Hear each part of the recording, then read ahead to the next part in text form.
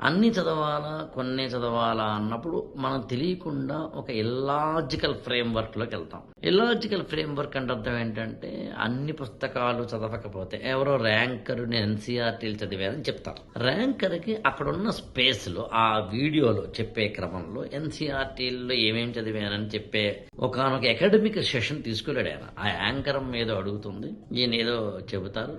ఈయనేదో చెప్పేలోపు anchor అమ్మ నవ్వుతూ మాట్లాడుతుంది. ఈయన డీవియేట్ అవుతారు. అప్పుడు మీకు ఎన్సీఆర్టీ పుస్తకాలు వాటి వాల్యూ చెప్పేందుకు టైం సరిపోతాయి. మీరు ఏ కోచింగ్ అయినా వెళ్ళండి, history NCERT 6th to 12th class పుస్తకాలు 9th and 10th తప్ప అన్ని చదవాలి. థీమ్స్ ఇన్ వరల్డ్ హిస్టరీ కూడా చదివితే మంచిది. ఎక్కడ కోచింగ్కి వెళ్ళినా కూడా.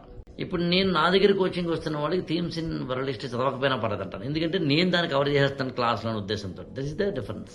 పుస్తకాల సెలక్షన్ అనేది ఏమీ అంత ఈజీ కాదు. 8897826108కి ఫోన్ చేస్తే మీరు ఈ బుక్స్ ఎలా చదవాలి ఏంటి కొంచెం నేను మీకు అవగాహన చేసేందుకు పర్సనల్ అపాయింట్మెంట్ ఇస్తాను.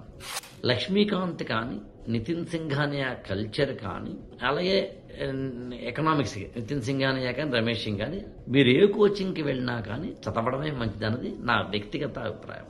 ఐఏఎస్ ఫర్ ఆల్ ఛానల్ని సబ్స్క్రైబ్ చేసుకోండి, లైక్ చేయండి, షేర్ చేయండి.